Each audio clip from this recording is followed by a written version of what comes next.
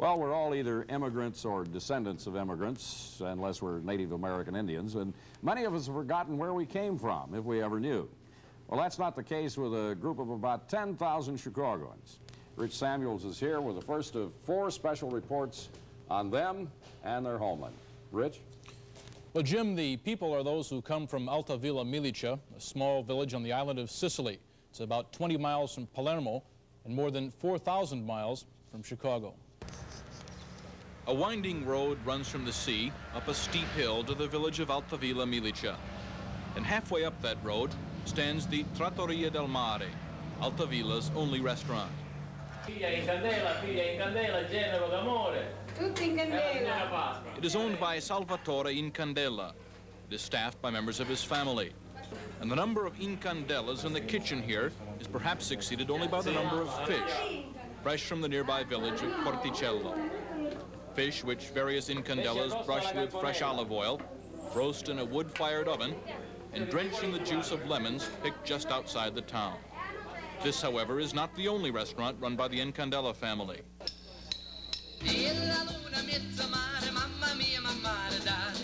Enzo Incandela of Altavilla sings, not however in Altavilla, but in Chicago at the Sicily Restaurant in North Harlem, owned by Salvatore Incandela's brother, John. The steaming mussels served up in the kitchen come, to be sure, from Boston, but they taste as though they came from the Mediterranean. And the example of the Incandela brothers is not unique, for virtually everybody in this village has ties with our city just as obvious. The immigration began in the early years of the 20th century, and over the years, about 10,000 Miliciotti, as they call themselves, left this town. And almost to the last man, woman, and child, they went to Chicago. A schoolhouse at Oak and Cambridge is the last remnant of the old parish of St. Philip Benizi they built early in this century. And though Cabrini Green now stands where the Chicagoans from Altavilla once lived, the Chicagoans from Altavilla haven't forgotten the old country. Like Joe Camarda, a butcher on West Addison.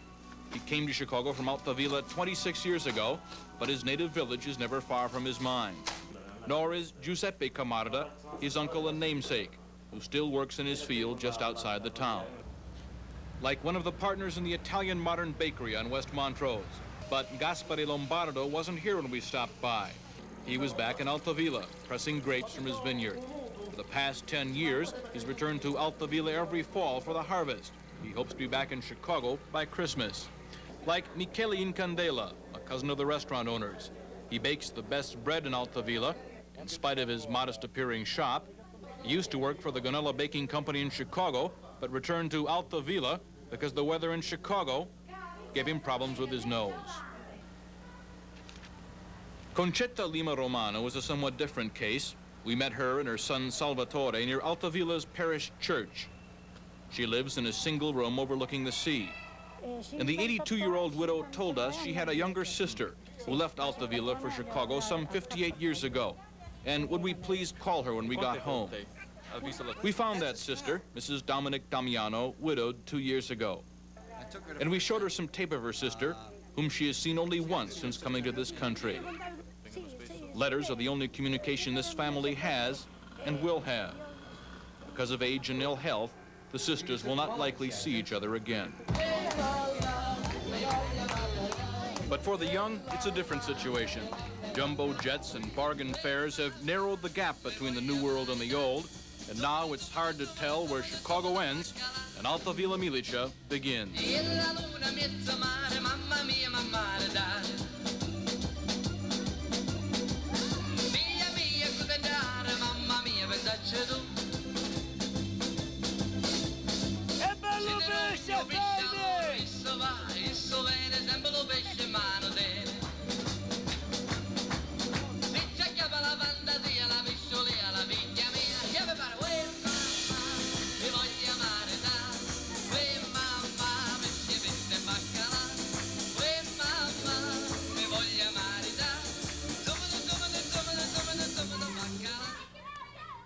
Well, even that goat herder has relatives in Chicago, and tomorrow we're going to follow 2 of those relatives back to Altavilla Milicia. Chuck? Okay, thank you very much for that report. It seems to me, from the way you pronounce that name so perfectly, you must have spent some time in Italy. Well, I was, years ago as a student, I spent a little bit of time there. I must admit that I cannot speak the dialect in Alta Villa Milicia, but there are fortunately enough people there who speak standard Italian so that I could make myself understood. Okay, good. We'll be looking forward to the next report.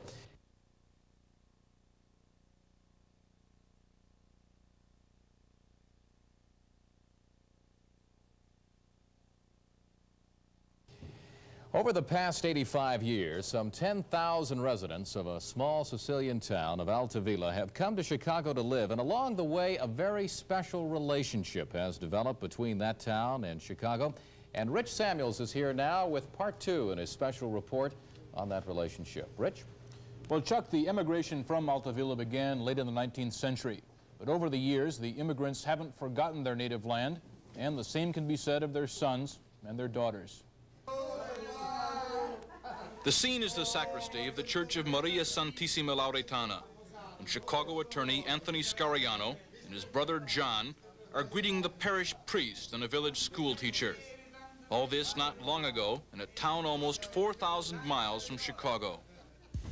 It's the town of Alta Villa Milicia on the island of Sicily, a village of perhaps 4,000, about 20 miles down the coast from Palermo. It is a village the Scariano's ancestors left almost 80 years ago, but a village where the Scariano's roots go back before history was recorded.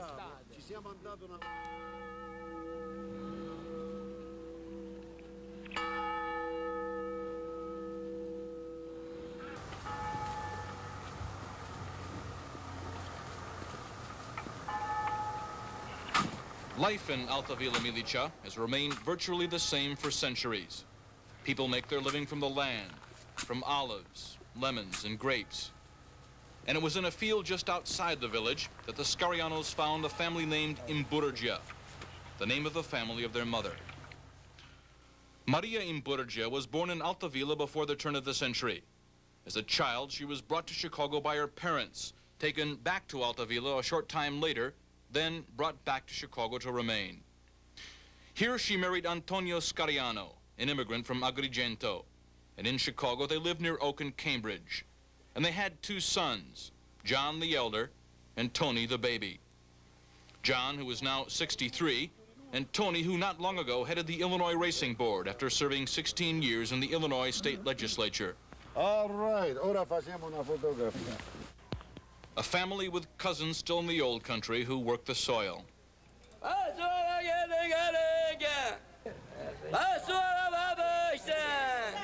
There is something irresistible about Alta Villa, something attractive about a way of life where merchants know their goods must be fresh or discerning customers won't buy.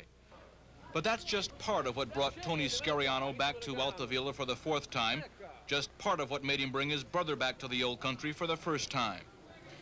As an American soldier in the last days of World War II, Tony Scariano first visited the village of his mother, and he brought his mother back to Alta Villa for one last time in 1973. She died 2 years later.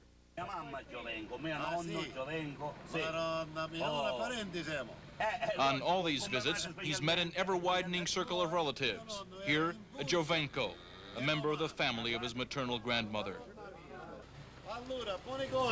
And here, the aging goat herd, Don Vincenzo Romano, who has spent most of his life in the hills. Tommaso, figlia di Antonio. Antonio, figlia di Giuseppe Imburgia. Ecco. Tommaso was the son of Antonio. Antonio was the son of Giuseppe. An elderly cousin helps trace the family tree. But monuments of stone also trace the history of this family. For what appears to be another small village lies half a mile from Alta Villa. It is the cemetery, and in accord with the custom of Sicily, it is almost a perfect replica in miniature of the town itself, except it is more sumptuous. It's amazing. Here are not only names that have been part of the Scariano's heritage since the early 17th century, but others, like Lombardo, Lobosco, Locascio, La Barbera. Names common here in the village of Alta Villa Milicia, but over the past 80 years, more common still in the city of Chicago. There are now more than twice as many Altavillesi living in Chicago as in Altavilla itself, and the emigration continues. Still, a surprising number choose to return, and we'll meet some of them tomorrow.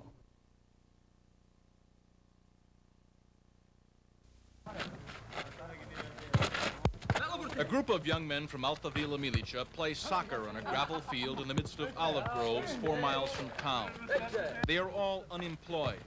They have virtually no hope of finding work here. It's not surprising that since 1900, as many as 10,000 from this town have come to Chicago looking for a better life. What's remarkable is that many have come back and continue to do so. Like Mario Viso. He was born in Altavilla, but has spent all but 10 of his 37 years in Chicago. He came back because it's easier to be unemployed here than in Chicago. Like Sam Fracano, who was brought from Altavilla to Chicago when he was 11. He went to Prosser Vocational High on the northwest side, graduated in 1975, but is now back in Altavilla, an entirely different kind of life. The only entertainment is this, what you see, the Belvedere. When you have nothing to do, you come and pace around here and you talk to friends. And it's kind of hard to get used to that after Chicago. Yes, it is. You get used to a moving, hard rhythm life. Then, and when you come back here, you have this slow type of life, and it's a big change. The hard realities of life here in Altavilla, Milicia are evident even to the youngest child. Maria Imburgia is only 8, but already she spends half a day picking olives here with her parents. Partly because they need her help, partly because the school is so crowded she can attend classes only in the afternoon. For young children here, life is perhaps most normal by our standards, but that changes as soon as they reach adolescence. The sexes are sharply segregated. A young man cannot approach a young woman in the street. He must quite literally pace under her balcony at night and hope at best for a clandestine conversation. Marriages are arranged by the parents, and though people here dress in accord with the latest fashion, the lifestyle has hardly changed in 4 centuries. The mass media, which have transformed life in so many other remote corners of the world, have had little effect here.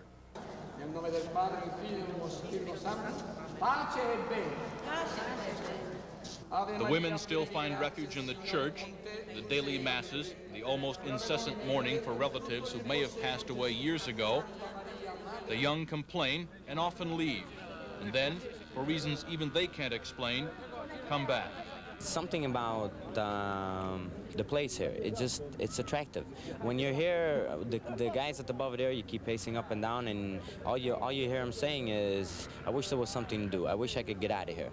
But then when they finally do get out of here, after they stay a day away, they have that feeling they want to come back. There's something about this place that's attractive.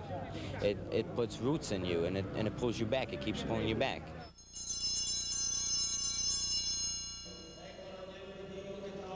The church is part of what brings people back to Altavilla and part of what keeps the village so close to the Chicago immigrants. But the attractive force is not in the sacraments, and only partially in the teachings of the church.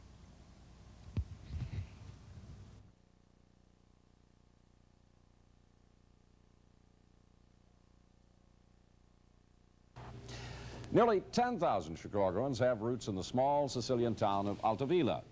Rich Samuels has been profiling the unique relationship between our city and this community thousands of miles away. And he's here now with part 4 of his new Center 5 Extra on the religious bond between these distant locations. Rich?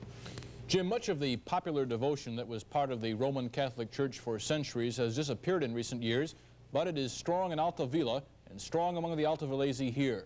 And that devotion is the bond between the two communities.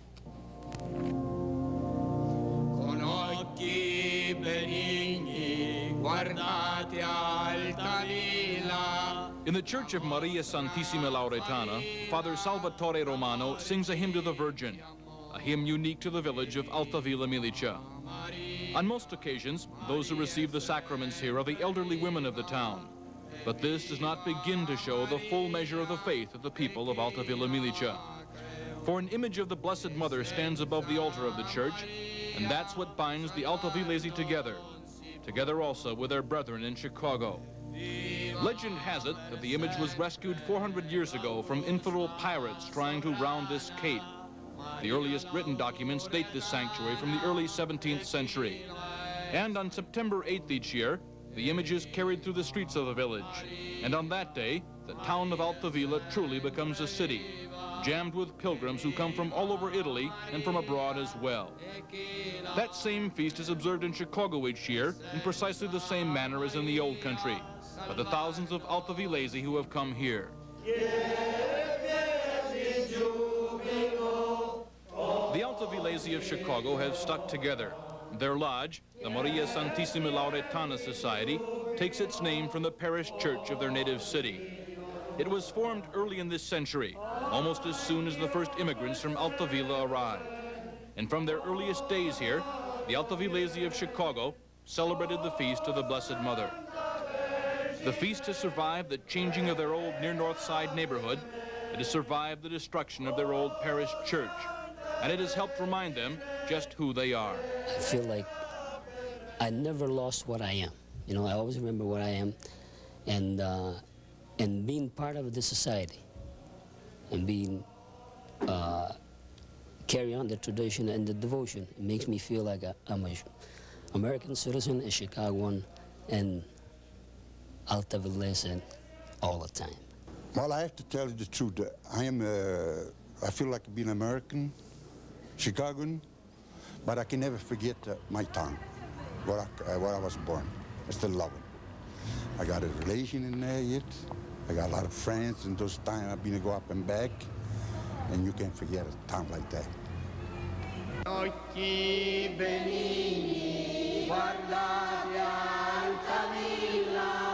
Nobody can forget this town who has once seen it, though you perhaps have to be a native to understand its attraction. That attraction is very close to all of us, because there are so many Altavillesi in our midst.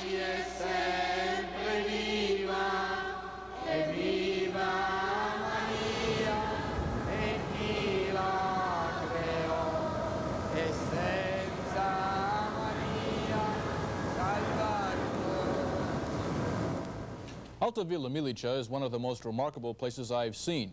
If you're ever in Sicily, it's worth the side trip, and when you get there, tell them you're from Chicago. Chuck?